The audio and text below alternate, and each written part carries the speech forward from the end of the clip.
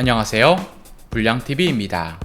오늘 전해드릴 이야기는요, 2020년 팀에서 방출될 위기에 축구선수 탑10을 선정하였습니다.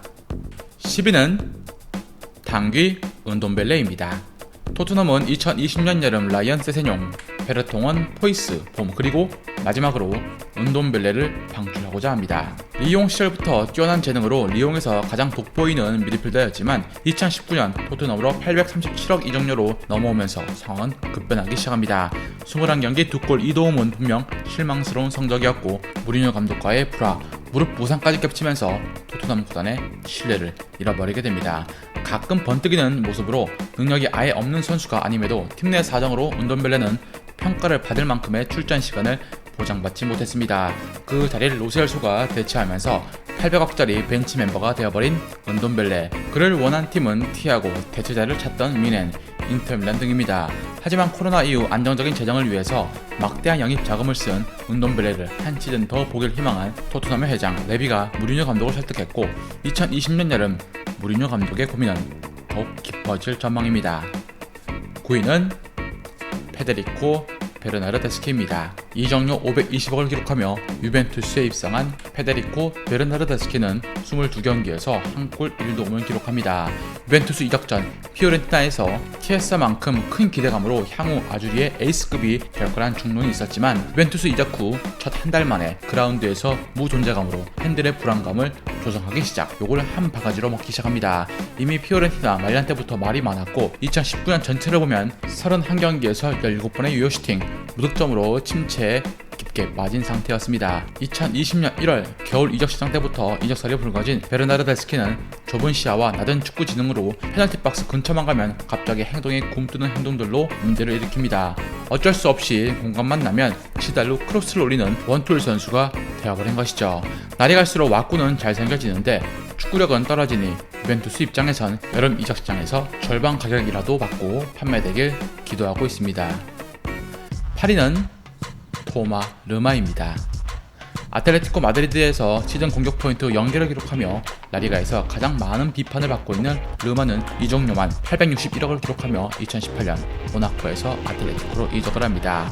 아르다 투란의 빈자리를 채워주길 희망했지만 부진을 넘어서서 1년 넘게 득점을 올리지 못하는 최악의 먹튀가 되고 말았습니다. 다른 포지션도 아니고 측면 공격수라는 걸 감안하면 매우 심각한 상황. 2023년까지 계약되어 있는 르마는 아틀레티코의 애물단지가 되어 어느 팀도 노리지 않을 것이란 전망이 나왔지만 몸값이 320억으로 폭락하면서 EPL 팀들이 조금씩 접근하기 시작합니다. 제로의 사나이 토마 르마는 이미 2016-2017 시즌 모나코의 리그왕 우승, 챔스 4강의 주역, 2018 월드컵 우승까지 경험하며 인생의 절정기를 맞이했지만 이젠 아틀레티코를 넘어 역대급 먹튀라 해도 무방할 정도가 되었습니다.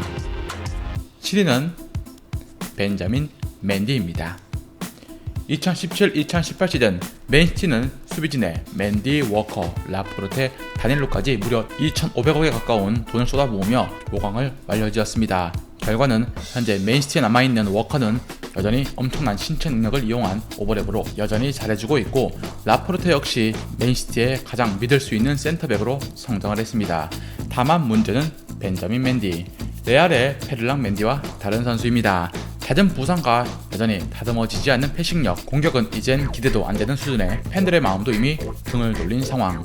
진첸코나 오타멘디 역시 큰 구멍이지만 맨디는 무려 890억을 들여온 선수고 첫 시즌 7경기, 두 번째 시즌 8경기에 그칩니다. 부상만 없으면 분명 능력이 있는 선수지만 결국 부상으로 진짜 맨디를 보기 너무 힘들었습니다. 모나코 시절 은바페도 뛰어났지만 모나코 왼쪽 라인에서 가장 역습시 돋보였던 벤자민 맨디. 맨시티는 그의 유리몸에 인내심을 잃었고 진첸코, 앙헬리뇨, 맨디 이 3명을 가장 먼저 이적 시장에 이름을 올립니다. 6위는 나카지마 쇼야입니다. 손흥민의 몸값을 뛰어넘어 아시아 역대 최고의 이적료인 430억의 이적료를 기록하며 중동 리그로 진출했던 나카지마 쇼야. 하지만 그는 포르투갈 리그에서 보여주었던 모습을 전혀 보여주지 못했고 결국 다시 2019년 7월 5일 포르투갈의 포르투로 167억의 동지를 옮겨서 부활의 날개를 펼칠 심산이었으나 부진에 빠져버린 후 감독 콘세 이상의 눈 밖으로 완전히 밀려나 버립니다. 한때 손흥민을 능가할 거란 일본 언론들의 호들갑스러운 극찬도 있었지만 2019-20 시즌 28경기에서 한 골 3도움으로 사실상 팀 내 입지를 잃어버린 쇼야. 게다가 팀 훈련과 우승 파티 참석마저 거절하자 포르투 구단도 포기해버렸고 이제 팀에서 사실상 방출될 것이란 예측이 흘러나오고 있습니다. 5위는 귀행두지입니다. 아스날은 방출 명단을 다른 팀에 비해서 꽤 많이 준비했습니다. 다비드 루이즈나 외질 또한 판매하길 원하지만 바로 팔 수 있는 매물이 아닌 상황에 그보다 더 빨리 처분해야 할 선수가 있습니다. 바로 태도 불량으로 훈련 지각과 태만, 동료와의 싸움, 경기 중 상대 선수 과격 도발, 보도진 사과 요구 거부, 다비드 루이스의 조언과 충고 무시 등 밑보일 짓만 골라서 한 귀행두지 이야기입니다. 선수부터 고개를 숙이고 사과하지 않은 이상 이미 여름 이적 시장에 내팔 의향을 보인 아스날의 감독 아르테타는 이런 강력한 조치로 귀행두지의 마지막 길들이기를 시도하고 있습니다. 그 이유는 귀행두지가 아직 나이가 매우 어리고 개선할 수 있는 여지가 조금이라도 있기 때문이죠. 파이터 기질이 넘치는 귀행두지를 컨트롤해야 하는 어려운 조건 속에서 귀행두지는 홀로 연습을 하면서 EPL이 아닌 라리가 무대를 탐색하고 있습니다. 4위는 데니 드링크워터입니다. 첼시의 방출 1순위는 케파로 첼시 역사상 최고 이적료 레코드와 골키퍼 역대 최고 이적료를 동시에 보유하고 있습니다. 어마어마한 주급과 계약 기간까지 남아있어서 사실상 판매하기도 힘든 상황. 그렇다면 가장 빠르게 팀 내에서 내보낼 수 있는 선수는 누굴까요? 미키 바추아이도 있지만 바로 있는 듯 없는 듯 취급받고 있는 드링크워터입니다. 축구 외적으로 30억을 들인 식당 사업이 망하고 남의 여자에게 추파를 던지다가 집단 폭행을 당하는 등 드링크워터는 전반기에 버니, 후반기에는 아스톤빌라 임대 상황까지 꼬이고 있습니다. 원 소속팀 첼시에선 이미 동행할 의지가 없음을 분명히 한 상태. 2017년 첼시 영입 명단에서 자파 코스타, 마카요코, 모라타 등 수많은 실패작들이 많았지만 그중 현재 가치로 따지면 드링크워터는 몸값이 영입 당시보다 300억이나 깎여 나갔습니다. 3위는 하메스 로드리게스입니다. 레알 마드리드에서 가장 내보내야 할 선수는 많은 주급을 받으면서 제 몫을 못해주고 있는 에당 아자르가 있지만 현실적으로 가장 빨리 판매가 힘들고 바로 판매가 가능한 선수는 루카 요비치, 마리아노와 그리고 하메스 로드리게스입니다. 특히 하메스는 왼발 한정, 애매한 포지션이 걸리긴 하지만 나이도 이제 29살로 전성기에 접어들었고 본인 위주의 전술에선 빛나는 선수이기에 그를 노리는 팀도 꽤나 줄을 설 것으로 예상이 됩니다. 예상 이적료는 300억 선. 하메스 본인이 EPL 무대를 선호하고 있고 메뉴가 관심을 드러내고 있습니다. 미넨에서 레알 임대 복귀 후 부상, 슬럼프 등으로 고개를 숙였던 하메스가 레알을 떠나 다시 부활할 수 있을지 기대를 모으고 있습니다. 2위는 가레스 베일입니다. 레알 마드리드 선수 중 에너지 소비량으로 치면 최악으로 치부되고 있는 가레스 베일.